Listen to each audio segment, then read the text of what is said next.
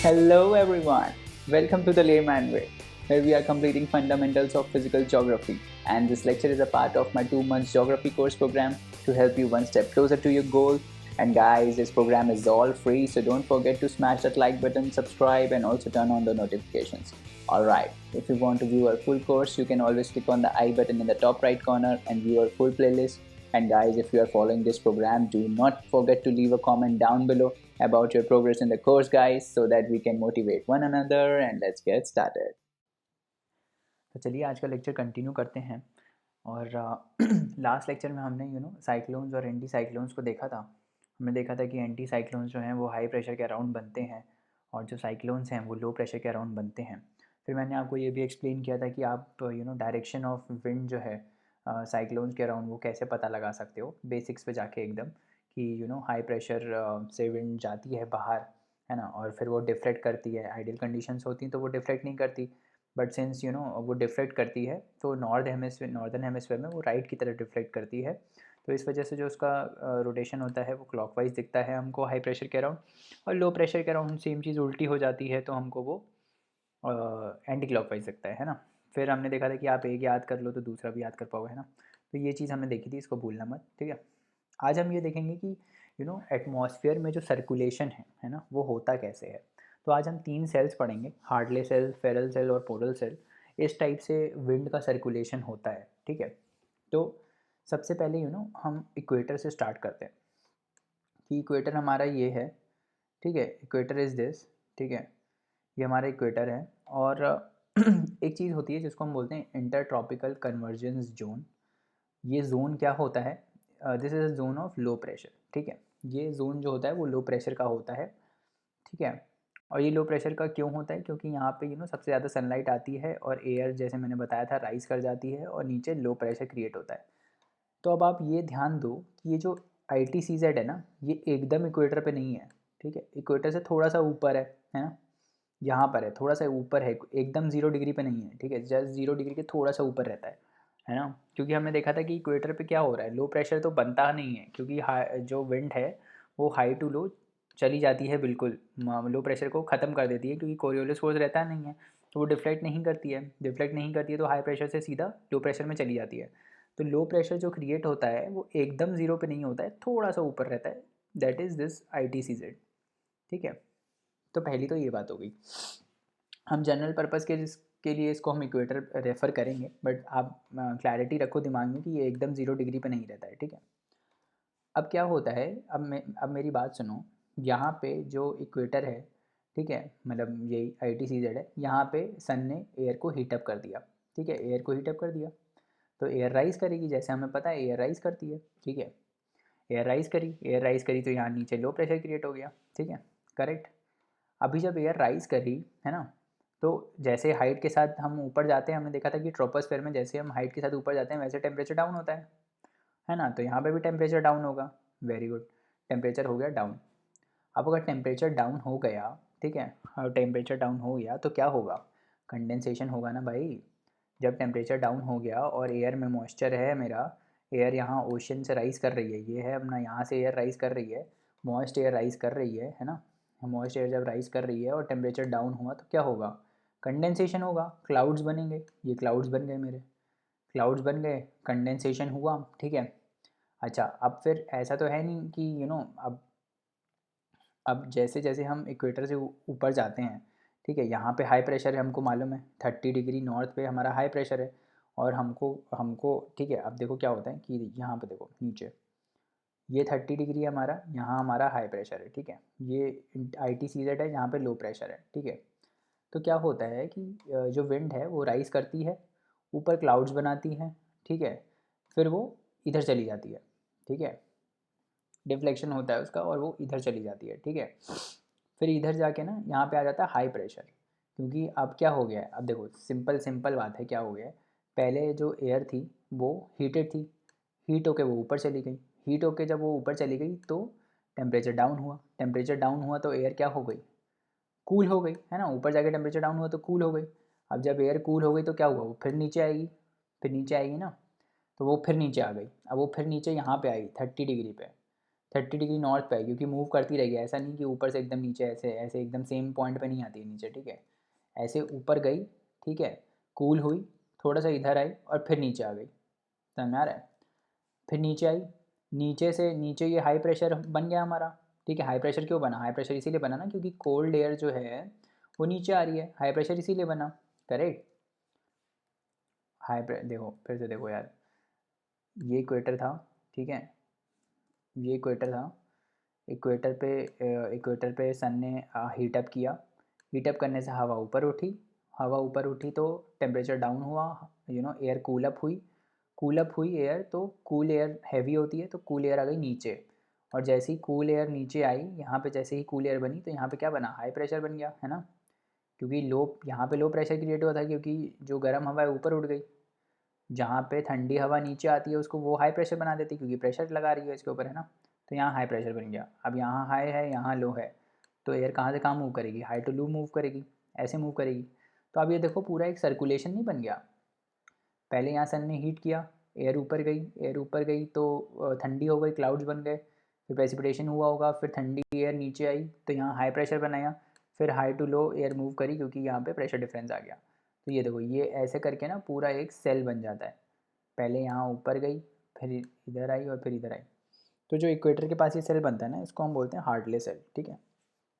देखो ये this is called Hadley cell, equator से ऊपर राइज करी, कूल हुई, फिर इधर आई, फिर 30 डिग्री पे नीचे आ गई, 30 डिग्री इज़ हाई प्रेशर, है ना, हाई प्रेशर है।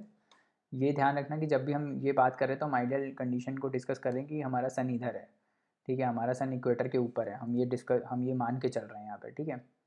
तो यहाँ पे जब सन इधर है तो यहाँ पे लो है, यहाँ हाई है, जैसे मैंने बताया था लो हाई फिर लो और फिर हाई, है ना, तो ये ध्यान रखना, लो हाई फिर लो और फिर हाई, यही था, यही था ना, ऐसे ही था। और लो हाई क्यों आ रहा है ये मैं अभी बता रहा हूँ आपको, लो हाई क्यों आ रहा है, क्योंकि हाई यहाँ पे इसलिए आ रहा है क्योंकि यहाँ पे एयर नीचे गिर रही है, बिकॉज क्योंकि वो ठंडी हो चुकी है, ठीक है। तो 30 डिग्री पे हमारा हाई प्रेशर आ गया, करेक्ट।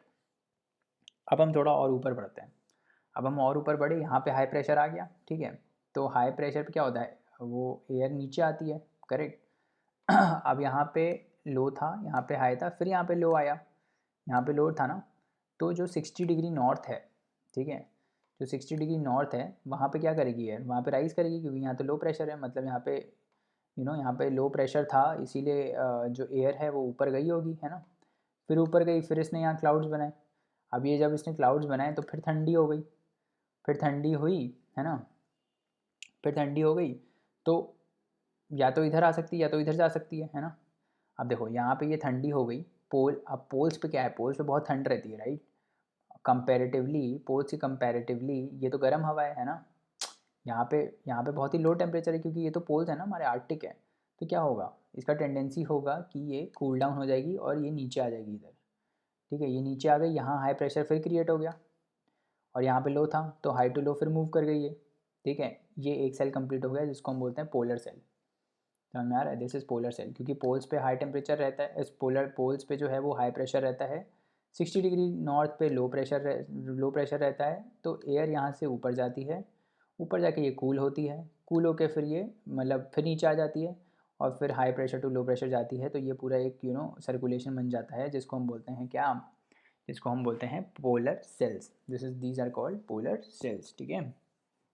अच्छा, अब ये लो प्रेशर बन गया, ये हाई प्रेशर, यहाँ पे एक सेल कंप्लीट हो गया पोलर सेल, यहाँ पे एक सेल कंप्लीट हो गया हार्टले सेल, ठीक है, ये हाई प्रेशर लो प्रेशर। अब देखो, अब पर ये भी तो है, यहाँ पे 30 डिग्री पे हाई बना, यहाँ लो बना, यहाँ हाई बना, तो हमने यहाँ का यहाँ तो देख लिया हाई, और यहाँ का यहाँ भी देख लिया हाई, अब यहाँ पे भी तो प्रेशर डिफरेंस है, तो यहाँ पे भी एयर इधर से इधर जाएगी, हाई टू लो, फिर लो पे ऊपर जाएगी, फिर कूल डाउन होगी, फिर ऐसे आएगी, तो ये जो सेल बना, this is called Ferrel cell, ठीक है, इसको क्या बोलते हैं, फेरल सेल। यहाँ पे हाई प्रेशर था, हाई प्रेशर से लो प्रेशर की तरफ गई एयर, लो प्रेशर से ऊपर राइज़ कर गई, ठीक है, लो प्रेशर क्योंकि यहाँ था इसलिए राइज़ कर गई, फिर ये कूल डाउन हुई, फिर इधर आई, फिर नीचे आई, है ना, और फिर ये ऐसे एक सेल कंप्लीट किया जिसको हम बोल देते हैं क्या, जिसको हम बोल देते हैं फेरल सेल, ठीक है। तो तीनों सेल आए गए, समझ में आए होंगे, राइट। हार्डली क्या होता है कि जब इक्वेटर से लो प्रेशर से ऊपर राइज करती है एयर, कूल डाउन करती है, फिर नीचे सिंक होती है, जब सिंक होती है तो हाई प्रेशर आ जाता है, फिर हाई टू लो आ जाती है तो ये पूरा एक सेल बन जाता है जिसको हम बोलते हैं हार्टले सेल। सेम चीज़ पोल्स पे भी होती है। सिंस पोल्स पे जो हवा होती है वो बहुत ठंडी होती है तो वो सिंक डाउन करती है, सिंक डाउन करती है तो हाई प्रेशर बन जाता है यहाँ पे, है ना। तो और फिर हाई टू लो मूव करती है एयर, है ना। फिर यहाँ से राइज करती है तो ये एक सेल बना देता है जिसको हम बोल देते हैं पोलर सेल, ठीक है। ये याद रखने वाली बात है, करेक्ट। अब अब क्या होता है, एक तो हमने ये देख लिया कि भाई इस टाइप से, ये देखो ये है हमारा हार्डले सेल, ये है हमारा फेरल सेल और this is called a polar cell. ये तीन सेल समझ में आ गए, हार्डले, फेरल और पोलर, ठीक है। अब हम देखते हैं कि विंड कैसे मूव करती है। ये तो हमने ऊपर का देख लिया ना, ऊपर से नीचे आने का देख लिया। अब हम देखते हैं अक्रॉस लैटिट्यूड्स, मतलब डिफ्लेक्ट भी तो होगी, हमने देखा ना डिफ्लेक्शन भी होता है। तो वो डिफ्लेक्शन कैसे होता है, ठीक है। लेट्स सी कि वो डिफ्लेक्शन कैसे होता है। देखो देखो ये देखो, ये इस टाइप का होता है ग्लोबल विंड सर्कुलेशन ना। क्या होता है, देखो अभी मैंने आपको बताया था कि ये जो है वो इक्वेटर है ना। यहाँ से जो है विंड है ये ऊपर राइज़ करती है, फिर इधर कूल डाउन होती है, फिर नीचे आती है और फिर यहाँ हाई प्रेशर से लो प्रेशर आती है, क्योंकि ये हाई था, है ना। ये वाला हाई प्रेशर बेल्ट है, ये लो प्रेशर बेल्ट है। फिर यहाँ पे ये वाला जो है लो प्रेशर बेल्ट है, ये लो प्रेशर बेल्ट है ना। और फिर पोल्स पे वो हाई प्रेशर बेल्ट है, करेक्ट, ऐसा ही है ना। तो क्या हुआ कि भाई ये लो प्रेशर था तो यहाँ से राइज़ करी है, हीट अप हो गए, फिर कूल डाउन हुई। ये तो ग्रीन कलर जो है वो, ब्लू कलर जो है वो कूल डाउन शो कर रहा है, राइट। कूल डाउन करी और फिर नीचे आई और फिर इधर आ गई, क्योंकि नीचे आई तो यहाँ पे हाई प्रेशर बन गया, इधर हाई प्रेशर था, इधर लो था, तो हाई टू लो आ गई, ठीक है। तो ये तो वर्टिकली मूवमेंट दिखाया है। This is Hadley cell, this is Ferrel cell, ठीक है, and this is polar cell, correct. ये तो कैसे दिखाया है, ये ऊपर की तरफ है, मतलब यहाँ से अगर आप ऊपर एटमॉस्फेयर में जा रहे हो तो ऐसे मूव करती है। अब हम देखते हैं अक्रॉस द लैटिट्यूड कैसे मूव करती है। तो देखो अब ये फिर आप बेसिक कंसेप्ट पे जाओ। जब मैंने आपको ये बताया था कि कोई भी चीज़ यहाँ से इधर जाती है तो राइट की तरफ रिफ्लेक्ट करती है, कोई भी ऊपर से आती है तो वो राइट की तरफ रिफ्लेक्ट करती है, ये बताया था ना। पिछले लेक्चर में बताया था कोरियोलिस फोर्स की वजह से डिफ्लेक्शन होता है। हमने वर्टिकल मूवमेंट तो देख लिया इसका, अब हम यहाँ से यहाँ भी देख लेते हैं कैसे मूवमेंट होता है ना। तो देखो ये जो हाई प्रेशर से यहाँ पे हाई था, यहाँ पे लो था, तो जब हाई टू लो जाएगी एयर तो कहाँ डिफ्लेक्ट करेगी, राइट की तरफ डिफ्लेक्ट करेगी, है ना। तो ये राइट की तरफ डिफ्लेक्शन हो गया। देखो ये राइट की तरफ डिफ्लेक्शन है ना। यहाँ हाई प्रेशर है, यहाँ लो प्रेशर है, तो हाई टू लो आ रही है तो कैसे डिफ्लेक्ट करिए। ये जो चीज़ें हैं ना, ये जो आपको रेड एरोज दिख रहे हैं, ये सिर्फ लोअर पार्ट है, ठीक है। ये वाला पार्ट है लोअर पार्ट, ठीक है। अपर वाला पार्ट तो बता ही दिया है आपको कि कैसे मूव कर रहा है, वो सेल बना के मूव कर रहा है, ठीक है। ये जो लोअर वाला पार्ट आ रहा है ना, दैट इज़ दिस, ठीक है। अब जब ये लोअर पार्ट आ रहा है वो सीधा सीधा नहीं आ रहा है, क्योंकि हाई टू लो आ रहा है, और हाई टू लो जब नॉर्दर्न हेमिस्फेयर में आती है तो कोरियोलिस फोर्स की वजह से डिफ्लेक्शन होता है। और डिफ्लेक्शन कहाँ होता है, राइट की तरफ होता है, राइट की तरफ डिफ्लेक्शन होता है, तो ये राइट की तरफ रिफ्लेक्ट हो गई, ठीक है। अब हमने देखा था कि नॉर्दर्न हेमिस्फेयर में जब हम नीचे से ऊपर जाएंगे तो कहाँ डिफ्लेक्शन होगा, तो भी राइट की तरफ होगा, है ना। तो यहाँ से अगर ये हाई प्रेशर है और ये हमारा लो प्रेशर है, लो हाई, तो ये जो यहाँ हाई प्रेशर है और ये जो लो प्रेशर है, जब विंड यहाँ से इधर जाएगी, मतलब ये वाला पार्ट जो है ना, ये वाला पार्ट जो है जब ये इधर से इधर जाएगा तो कहाँ डिफ्लेक्ट करेगी, ये भी राइट की तरफ डिफ्लेक्ट करेगी, करेक्ट। ये भी ऐसे राइट की तरफ डिफ्लेक्ट करेगी। सेम चीज़ ऊपर भी होगी, यहाँ पे लो प्रेशर है, यहाँ पे हाई प्रेशर है। अब हाई टू लो जाएगी तो फिर से ऊपर से नीचे आ रही है नॉर्दर्न हेमिस्फेयर में, तो फिर राइट की तरफ डिफ्लेक्ट करेगी, तो वो हो गई ऐसे डिफ्लेक्शन, करेक्ट। ये हो गया ये वाला पार्ट। अच्छा, अब एक बात आप नोटिस करो कि अगर मैं इसको पूरा देखूं तो ये आपको एक सर्कल टाइप का नहीं दिख रहा है। देखो यहाँ से ऐसे, यहाँ से ऐसे, इस टाइप का नहीं दिख रहा है, दिख रहा है ना इस टाइप का, यहाँ से ऐसे इस टाइप से, और फिर यहाँ से ऐसे। तो अगर मैं ऊपर से देखूँ तो कैसा दिख रहा है, ये क्लॉकवाइज रोटेशन दिख रहा है ना, ऐसे करके। तो नॉर्दर्न हेमिस्फेयर में जो अर्थ, ये नॉर्दर्न हेमिस्फेयर में जो विंड है वो कैसे रोटेट करती है, क्लॉकवाइज। समझ में आ रहा है। कोई पूछ ले कि नॉर्दर्न हेमिस्फेयर में विंड कैसे रोटेट करती है तो क्या बोलोगे, क्लॉकवाइज रोटेट करती है। क्यों करती है क्लॉकवाइज, ये बता दिया, दिख रहा है, देखो दिख रहा है आपको, ये क्लॉकवाइज ऐसे रोटेट कर रही है, ऐसे रोटेट करी ना, यहाँ से इधर गई, फिर नीचे आई, फिर ऐसे, मतलब ये रोटेशन कुल मिला के जो है वो क्लॉकवाइज रोटेशन है, करेक्ट, क्लॉकवाइज मूव कर रही है। अब सेम चीज़ हम करते हैं सदर्न हेमिस्फेयर के लिए। ये रही सदर्न हेमिस्फेयर, ये है लो प्रेशर, ये है हाई प्रेशर, ठीक है, फिर लो और फिर हाई, ठीक है। अब जब, सॉरी हाँ ये लो है ये हाई है, ठीक है। तो ये वाला जो पार्ट है नीचे वाला, ये वाला पार्ट है, इसको हम देखते हैं। जब ये high pressure to low pressure wind जाएगी तो कहाँ डिफ्लेक्ट करेगी? लेफ्ट की तरफ डिफ्लेक्ट करेगी, क्योंकि हमने देखा था सदर्न हेमिस्फेयर में कैसे डिफ्लेक्ट करती है, लेफ्ट की तरफ डिफ्लेक्ट करती है, ठीक है। लेफ्ट की तरफ डिफ्लेक्ट करती है ना, तो यहाँ डिफ्लेक्ट करके लेफ्ट की तरफ। सेम चीज़, ये मेरा हाई था, ये मेरा लो था, ठीक है, फिर यहाँ पे लो प्रेशर था, ठीक है। तो जब हाई टू लो आएगी फिर से, तो कहाँ डिफ्लेक्ट करेगी? हमने देखा था जब ये साधन साउथ पोल की तरफ जाती है तो फिर से लेफ़्ट डिफ्लेक्ट करेगी, तो फिर से इधर डिफ्लेक्ट कर गई, है ना। सिंपल है, कोई ज़्यादा टफ नहीं है। जब सदर्न हेमिस्फेयर में जब इक्वेटर से हम इधर जाएंगे, साउथ पोल की तरफ जाएंगे, तो कहाँ डिफ्लेक्ट करेगी? लेफ़्ट की तरफ डिफ्लेक्ट करेगी, सिंपल। और जब साउथ पोल से ऊपर जाएंगे तो कहाँ डिफ्लेक्ट कर रही थी? तो भी लेफ़्ट की तरफ डिफ्लेक्ट कर रही थी, तो इस साइड आ गई। तो अब जब मैं इसका सर्कुलेशन बनाऊंगा तो कैसे बनेगा? ये इस टाइप से बनेगा और ये इस टाइप से बनेगा। ये भी एक सर्कल बन गया, है ना, ये भी तो एक सर्कल बन गया, इस टाइप से रोटेट कर रही है। तो ये कैसा रोटेशन है? ये एंटी क्लॉकवाइज रोटेशन है ना, ये एंटी क्लॉकवाइज रोटेशन है, करेक्ट। समझ में आया? तो देखो अब अगर मैं टोटल देखूँ, अब दोनों को हेमिस्फेयर को मिला के देखूँ, तो जो विंड है वो यहाँ से इधर आ रही है और यहाँ से इधर आ रही है, ठीक है। तो देख रहे हो यहाँ पे कन्वर्ज हो रही है, विंड जो है वो यहाँ पे कन्वर्ज हो रही है, इसीलिए इसको बोलते हैं intertropical convergence zone. Convergence zone क्यों बोलते हैं इसको? क्योंकि यहाँ से जो विंड आ रही हैं वो कन्वर्ज हो रही हैं, ठीक है, इक्वेटर पे जाके कन्वर्ज हो रही हैं, इसीलिए हम इसको बोलते हैं इंटरट्रॉपिकल कन्वर्जेंस जोन। और ये जो यहाँ से विंड ब्लो कर रही है ना, देखो जो ये इक्वेटर है, ये डोल्ड्रम है हमारा, ये हॉर्स लैटिट्यूड्स हैं। तो जो सब ट्रॉपिकल से इक्वेटर की तरफ मूव करती हैं विंड्स, उसको हम बोलते हैं ट्रेड विंड्स, ठीक है। इसको हम क्या बोलते हैं? Trade winds. अगर ये नॉर्दर्न हेमिस्फेयर में हो तो इसको हम बोलते हैं नॉर्थ ईस्ट ट्रेड विंड्स, ठीक है। नॉर्थ ईस्ट ट्रेड विंड्स क्यों बोलते हैं? क्योंकि ये नॉर्थ ईस्ट से आ रही हैं, ये नॉर्थ है, ये ईस्ट है ना।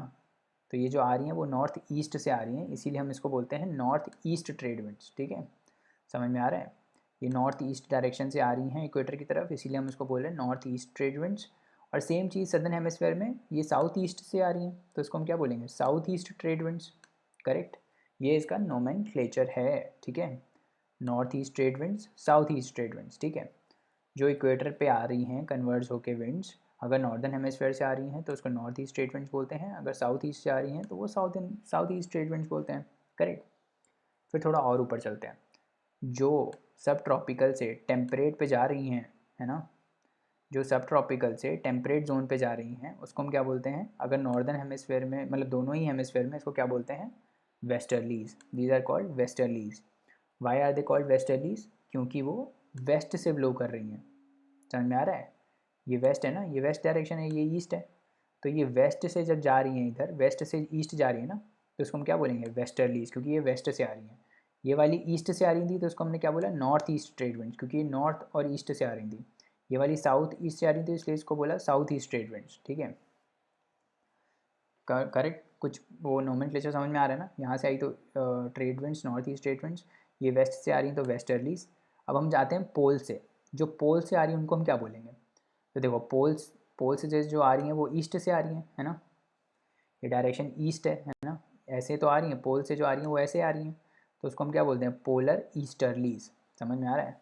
जो वेस्ट से ईस्ट जा रही हैं वो वेस्टर्लीज, जो ईस्ट से आ रही हैं इधर उनको हम क्या बोलेंगे? ईस्टर्लीज। और सिंस वो पोल से आ रही हैं तो उसको क्या बोलेंगे? पोलर ईस्टर्लीज, ठीक है। तो ये है इसका कंसेप्ट, ये होती हैं वेस्टर्लीज, ये होती हैं ईस्टर्लीज, क्योंकि ये ईस्ट पोल, एक तो पोल से आ रही हैं, ऊपर से ईस्ट से आ रही हैं, ईस्ट टू वेस्ट जा रही हैं, इसीलिए हम इसको बोलते हैं ईस्टर्लीज। ये वेस्ट टू ईस्ट जा रही हैं, इसलिए इसको हम बोलते हैं वेस्टर्लीज। ट्रेड विंड्स क्या होती हैं? वो वाली विंड्स जो इक्वेटर पे जाके कन्वर्ज कर जाती हैं, ठीक है, high pressure to low pressure जाती हैं और कन्वर्ज कर देती हैं, इसलिए इसको बोलते हैं ट्रेड विंड्स। ट्रेड विंड इसको इसलिए बोलते थे, क्योंकि ट्रेड विंड्स इसलिए बोलते हैं क्योंकि पहले जो ट्रेड होता था कंट्रीज़ के बीच में, तो ट्रेडर्स जो होते थे वो अपनी शिप में बैठ के इन्हीं विंड्स की वजह से इधर जाते थे, तो इसीलिए इनको बोल देते हैं हम ट्रेड विंड्स, ठीक है, इसीलिए इसका नाम पड़ा है ट्रेड विंड्स, ठीक है। तो इस टाइप से रहता है, ठीक है। अब ये भी आप देख लो कि लो प्रेशर कहाँ क्रिएट हो रहा है और हाई प्रेशर, हम जैसे मैंने समझा दिया है, बट एक बार आप मैप पे भी देखो इसको कि मैप पे कौन कौन से लो प्रेशर रीजन्स हैं और कौन कौन से हाई प्रेशर रीजन्स हैं। तो ये देखो लो प्रेशर कहाँ कहाँ क्रिएट हो रहा है, ये आपका कौन सा रीजन है, कौन सा रीजन है ये, this is south America. South America में यहाँ पे वेनेजुएला, इक्वाडोर और इक्वेटर वाला रीजन जो है ये पूरा लो प्रेशर रीजन है। इसमें आपका सुमात्रा आएगा, फिलिपींस आ जाएगा, है ना, मलेशिया आ जाएगा, करेक्ट। और यहाँ पे आपका क्या आ जाएगा, ये वाला अफ्रीका का पार्ट आ जाएगा ये पूरा, करेक्ट। तो ये वाला लो प्रेशर रीजन है। फिर यहाँ पे बीच में हाई प्रेशर आया था, इधर हाई प्रेशर है, फिर ये ऊपर लो प्रेशर है। अब इसमें कहाँ पे आएगा, ये आपका नॉर्थ अमेरिका आ गया, है ना, ये आपका रशिया आ गया, करेक्ट, यूरोप आ गया इधर। तो ये लो प्रेशर रीजन्स हैं। और जहाँ पे भी, जहाँ अब लो प्रेशर रीजन पे वो एयर क्या करती है, एयर राइज़ करती है ना। तो एयर यहाँ पे देखो राइज़ कर रही है और यहाँ पे फिर नीचे आ रही है, इस टाइप का सेल बन रहा है। यही तो हम बोल रहे थे, this is called Hadley cell, यही तो है हार्टली सेल, है ना, this is the Hadley cell, correct. तो जहाँ पे भी लो प्रेशर रीजन्स क्रिएट होते हैं, ठीक है, वहाँ पे रेनफॉल बहुत ज़्यादा होगी क्योंकि ये राइज़ करेगी और फिर बारिश पड़ेगी, है ना। तो ये जो लो प्रेशर एरियाज़ होते हैं, ये देखोगे आप यहाँ पे वेजिटेशन काफ़ी अच्छा होता है। भले ही आप ब्राज़ील को देख लो, ब्राज़ील में हमारा क्या है, ब्राज़ील में हमारा अमेज़ॉन रेन फॉरेस्ट है, पूरा का पूरा अमेज़ॉन इधर ही है। सबसे सबसे ज़्यादा क्या बोलते हैं, ट्रीज़ यहीं पर हैं, लंग्स ऑफ अर्थ भी बोलते हैं इसको, है ना, अमेज़ॉन रेन फॉरेस्ट को। तो जितने भी लो प्रेशर एरिया हैं यहाँ, वहाँ पे वेजिटेशन बहुत अच्छा ग्रो होता है क्योंकि बारिश बहुत पड़ती है। लो प्रेशर से जो विंड है वो ऊपर राइज़ करती है, क्लाउड्स बनाती है, फिर प्रेसिपिटेशन करती है, जैसे कि मैंने बताया था, है ना। और जितने भी लो प्रेशर एरियाज़ हैं वहाँ पे वेजिटेशन ज़्यादा होता है, ये मैंने बता ही दिया। और जितने भी हाई प्रेशर रीजन्स हैं जैसे ये वाले, वहाँ पे क्या है, वहाँ पे एयर सिंक करती है, तो वहाँ पे इतना ज़्यादा वेजिटेशन नहीं है, ये सारे डेजर्ट रीजन्स वाले हैं, है ना। यहाँ पे आपको डेजर्ट दिखेंगे, जैसे ये देखो, ये वाला यहाँ पे सहारा डेजर्ट है, ये दिस इज़ सहारा डेजर्ट। यहाँ पे मोजावे डेजर्ट है, ग्रेट बेसिन डेजर्ट इधर है मोजावे, और यहाँ पे आपका सहारा आ गया, इधर आपका गोबी डेजर्ट मिल जाएगा आपको, है ना। यहाँ पे ग्रेट ऑस्ट्रेलियन डेजर्ट है।